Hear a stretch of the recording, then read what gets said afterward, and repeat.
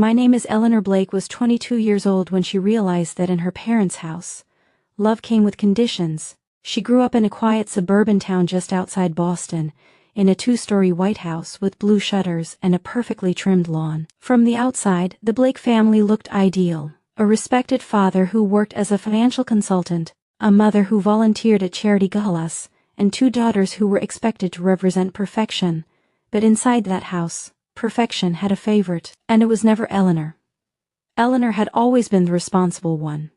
Straight A student, debate team captain, part-time library assistant. She earned scholarships, worked weekends, and built her dreams carefully, brick by brick, hoping that one day her parents would look at her the way they looked at her younger sister, Claire. Claire was charming, soft-spoken, and effortlessly adored. While Eleanor fought for recognition, Claire simply breathed and received it. The day everything changed was the afternoon Eleanor received her final college acceptance letter. It was from Columbia University, full academic admission.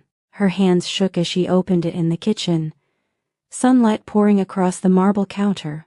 She had done it. Years of studying until 2 a.m., tutoring other students to afford application fees, sacrificing sleep and social life, it had paid off.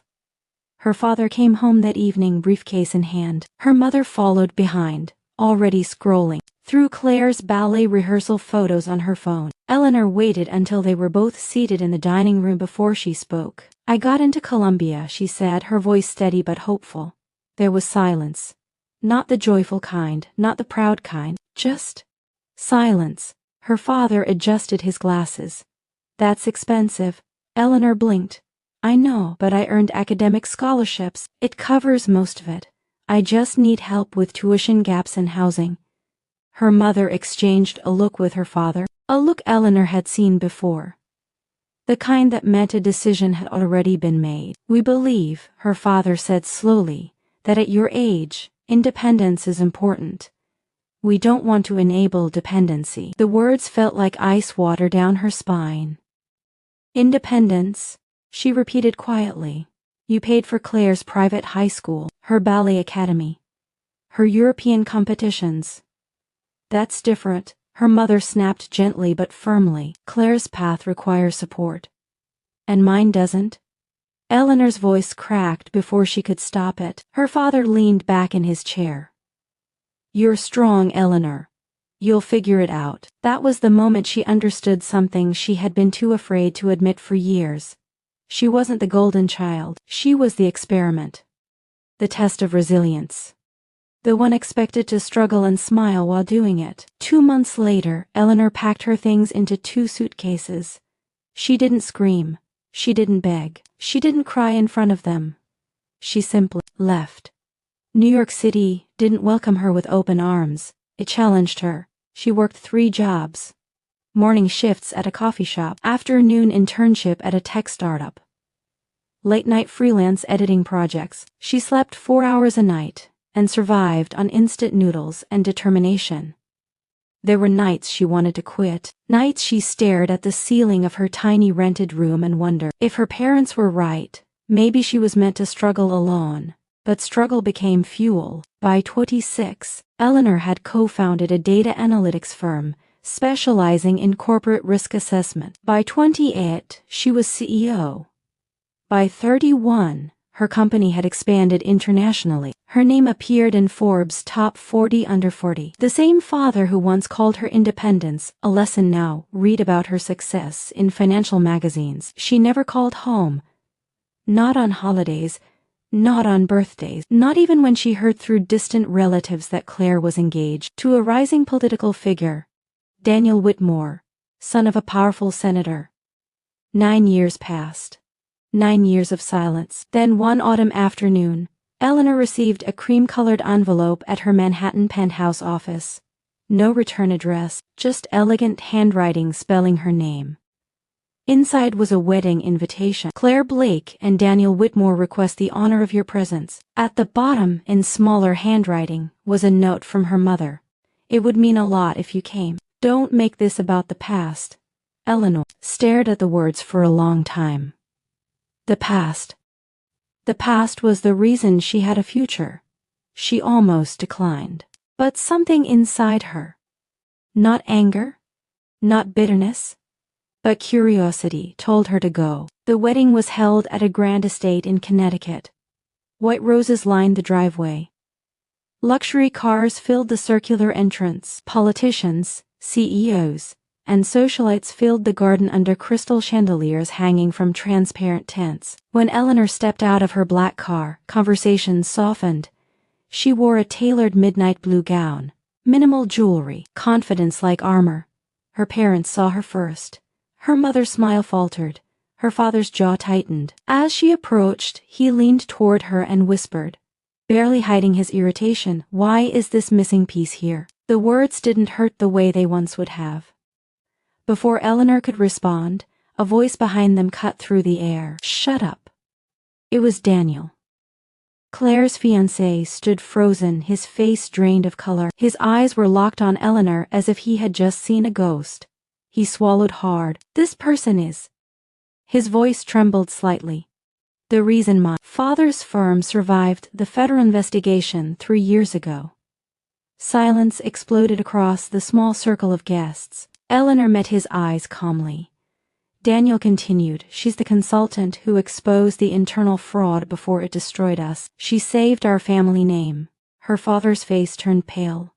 Her mother's grip tightened on her clutch. Claire looked. Between them, confusion spreading across her features. Eleanor spoke softly, but every word carried weight. "Independence teaches you many things, and that was only the beginning." Daniel's voice still trembled when he finished speaking, and the air around them felt thinner, heavier, like the entire estate had shifted on its foundation. Eleanor could hear the distant music of the string quartet, the soft clinking of champagne glasses, the polite laughter of guests who had no idea that a storm had just entered the garden. Claire looked at her fiancé as if she were seeing him for the first time. "What investigation?" Claire whispered. Daniel hesitated. Eleanor answered for him. 3 years ago, Whitmore Financial was under federal audit. Internal embezzlement, misreported assets, offshore irregularities. If it had gone public, the firm would have collapsed overnight. Her father stared at her. "How would you know that?" Eleanor held his gaze. "Because my company was hired to find the leak." The truth rolled over them like thunder. 3 years ago, Daniel had been panicked, young, ambitious, desperate to prove himself worthy of the Whitmore name. His father's firm was bleeding money because a senior partner had been secretly diverting funds. The federal government was closing in.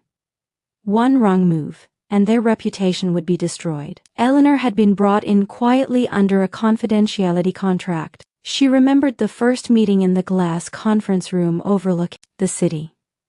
Daniel had walked in late, tie loosened, eyes tired but determined. He hadn't known who she was at first. Just another consultant, just another name.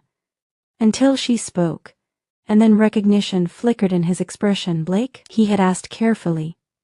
"Yes," she had replied, professionally, no emotion, no history. He had realized then that the quiet, overlooked sister from years ago was now the CEO holding his family's survival in her hands. But Eleanor never mentioned the past.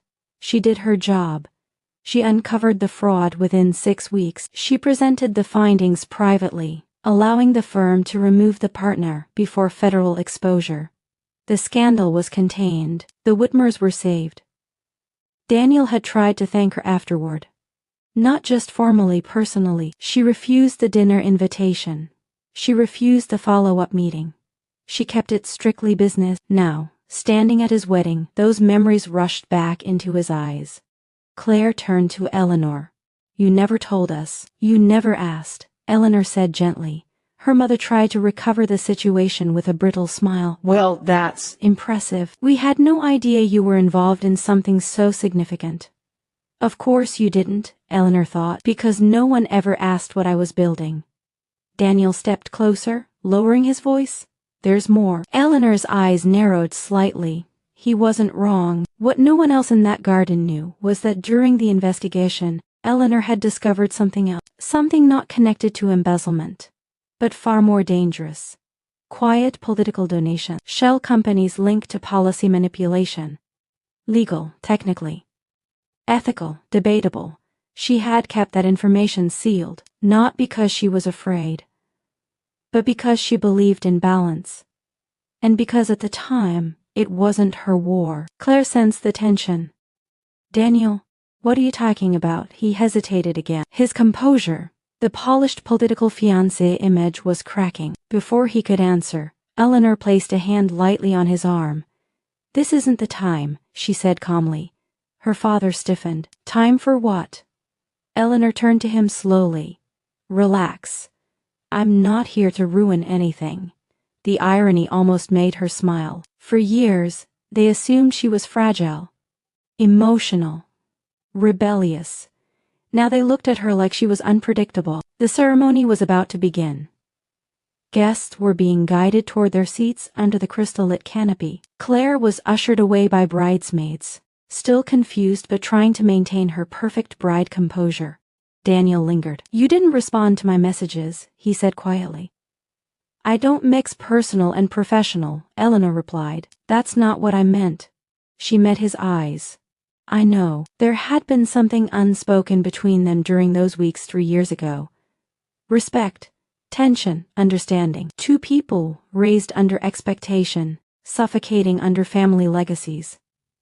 But Eleanor had built her life on discipline. She didn't blur lines, especially not with a man engaged to her sister.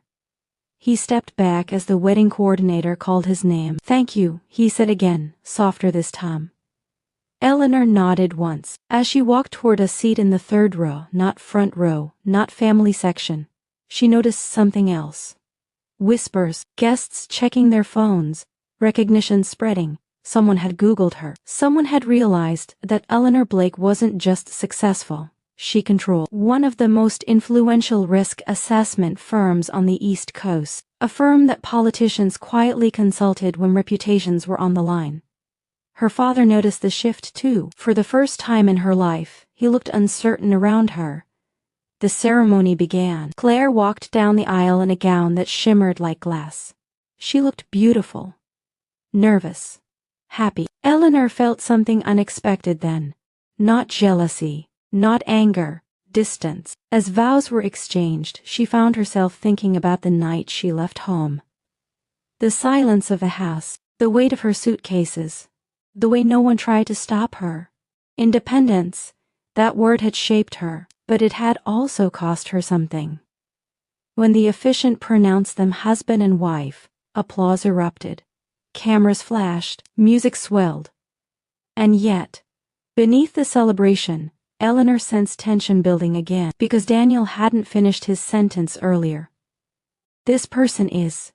He had stopped himself. He had chosen restraint, but fear had been in his eyes. Not because she would ruin the wedding, but because she knew how powerful she truly was, and because she had a choice. During the reception, as speeches began and champagne flowed, Eleanor stepped onto the terrace overlooking the estate gardens. The autumn air was cool against her skin. Footsteps approached behind her. It wasn't Daniel.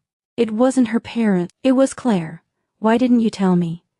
Claire asked softly. Eleanor didn't turn around. Would it have mattered? Claire hesitated. Yes.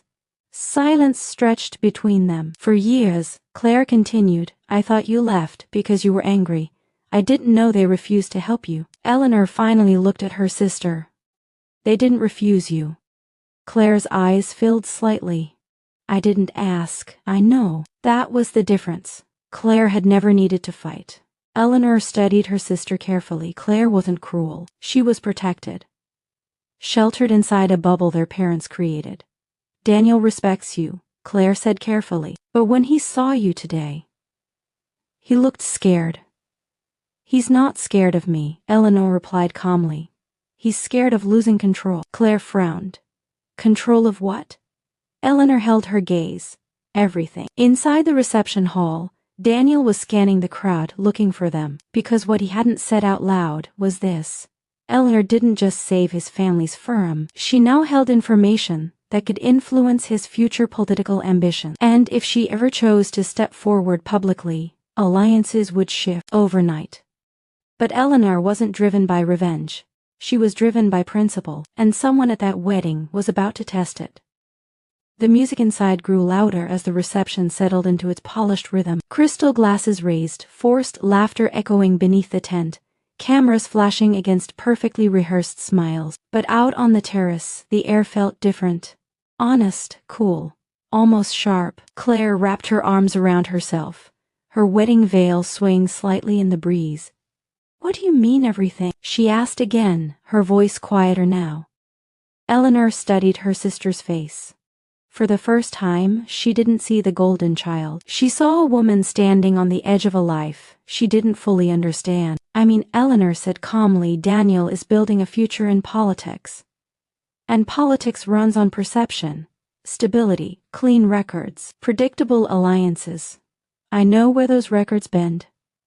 Claire's face paled slightly. "Are you threatening him?" Eleanor almost smiled. "No. If I wanted to threaten him, we wouldn't be having this conversation in private." Before Claire could respond, a slow clap echoed from behind them. Both sisters turned. Standing near the French doors was Senator Robert Whitmore, Daniel's father, tall, silver-haired, eyes sharp enough to dissect a room without raising his voice. "Impressive," he said smoothly, stepping forward. "You've grown, Miss Blake." Eleanor met his gaze without flinching. "Senator." Claire looked between them nervously. "I'll give you two a moment." She disappeared inside, leaving the air heavier than before. The senator stopped a few feet away from Eleanor. Close enough to intimidate, not close enough to touch. "I wasn't aware you would be attending," he said. "I received an invitation." His lips curved slightly. "Yes, family obligation." Silence stretched. "You handled our situation efficiently 3 years ago," he continued. Discreetly. "That discretion was appreciated." "I was paid for a service," Eleanor replied. "Nothing more."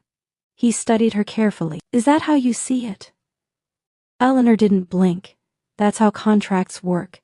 The senator's expression hardened just slightly. "My son tells me you declined further collaboration." "I don't align my company with political trajectories." "Smart," he said. "Politics stains everything." A faint smirk touched Eleanor's lips. "Some things are already stained." His eyes sharpened at that. For a moment, the polished charm dropped, and the real conversation hovered between them. "You discovered more than embezzlement, didn't you?" he asked quietly. Eleanor held his gaze. She didn't answer. That was answer enough. The senator exhaled slowly. "You're an intelligent woman. You understand power structures." "I understand leverage," she corrected. He stepped slightly closer. "And what is it you want?" There it was. The assumption that she came here to collect something. Money, influence, revenge. Eleanor shook her head slowly. "I don't want anything from you." "Everyone wants something." "Not everyone," she said softly, "is still trying to prove themselves." That one landed. For the first time, the senator looked unsettled. "You think you're untouchable because you built something from nothing," he said quietly. "No," Eleanor replied. "I know I'm stable because I built something from nothing." The difference was subtle, but it mattered. Inside the tent, applause erupted. Someone had started a toast. The senator straightened his jacket. The mask slid back into place. "Enjoy the wedding, Miss Blake," he said smoothly. "Let's keep the past exactly where it belongs." Eleanor watched him walk away. The past. People like him always assumed the past was a weapon. But for Eleanor, it was armor. As she turned to go back inside, her phone vibrated in her clutch. Unknown number. She hesitated, then answered quietly. "Yes?" A familiar voice responded. "I wasn't sure if you'd pick up." Eleanor froze slightly. It had been 9 years. 9 years since she left Boston without looking back.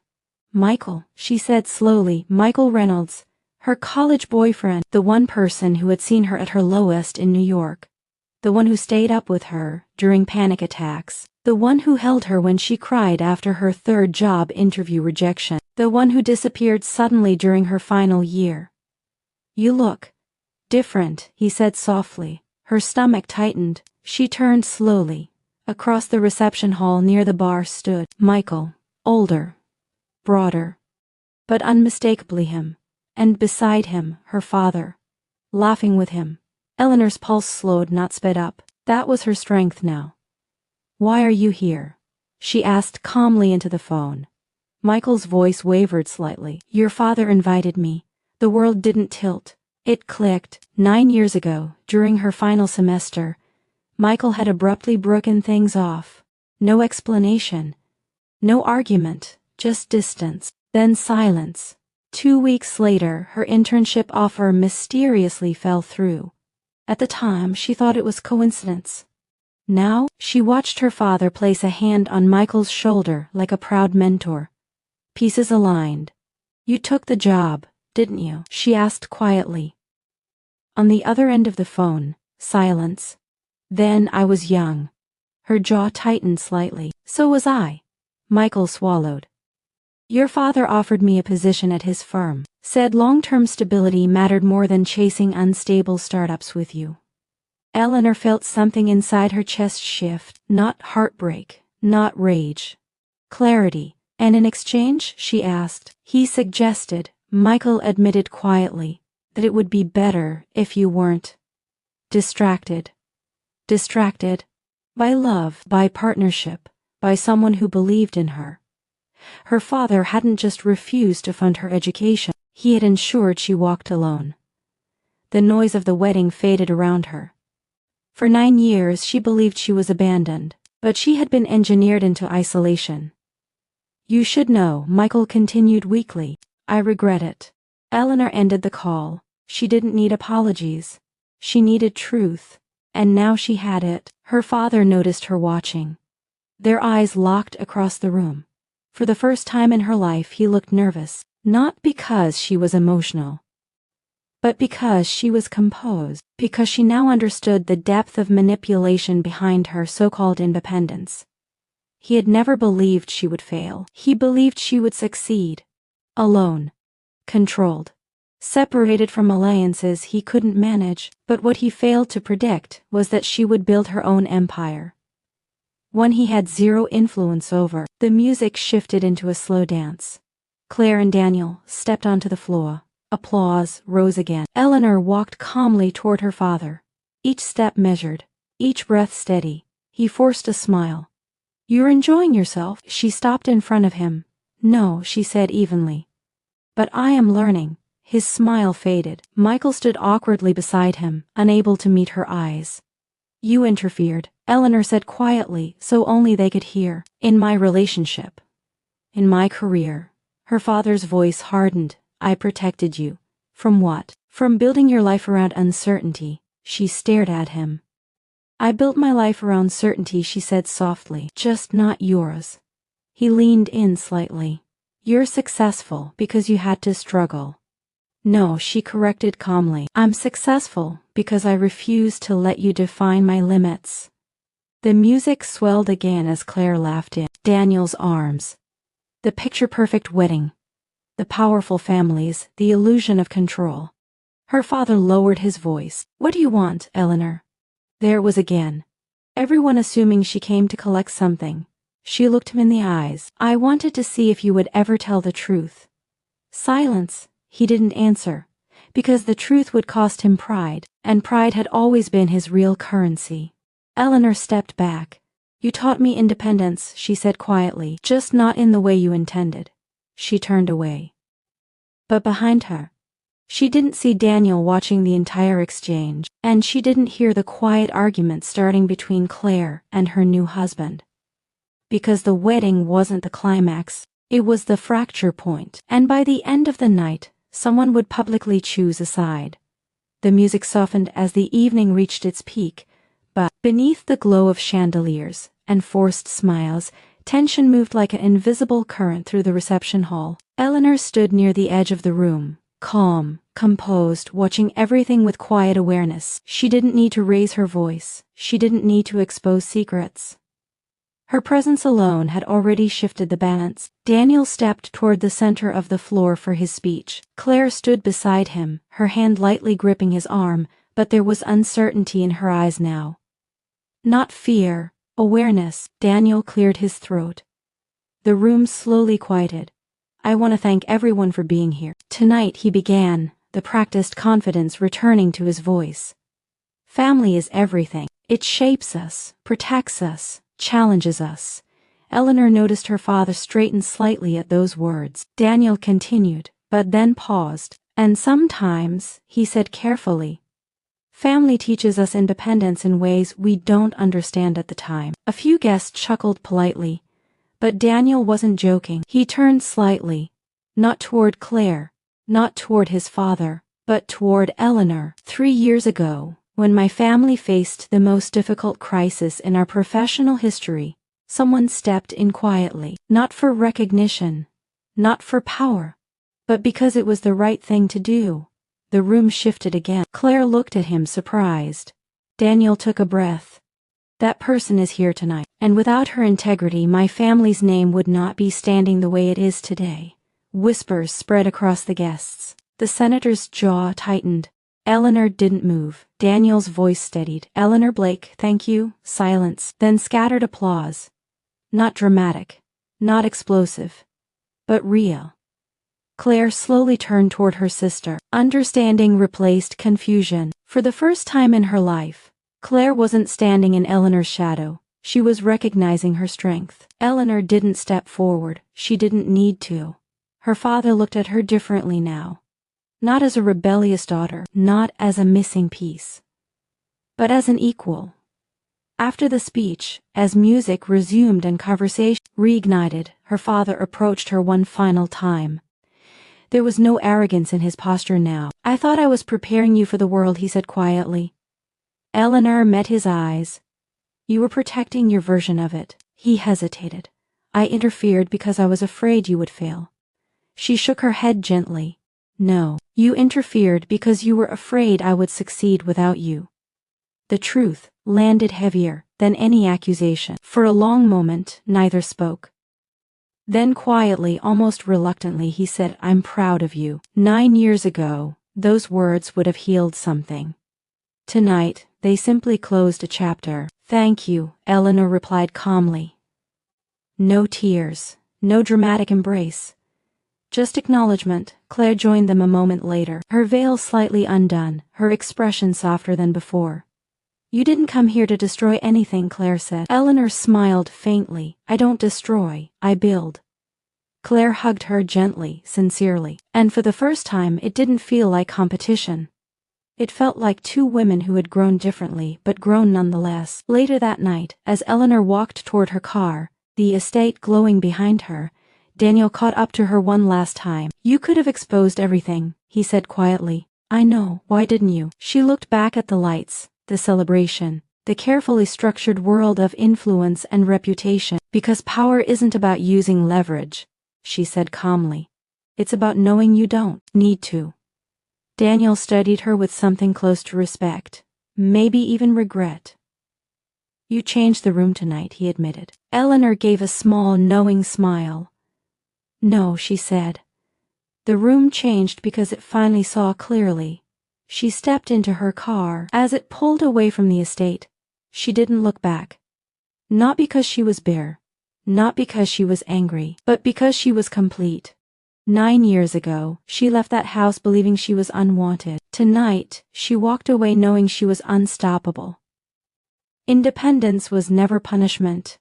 It was preparation. And the missing piece they once questioned, she was never missing. She was just building something bigger than their imagination.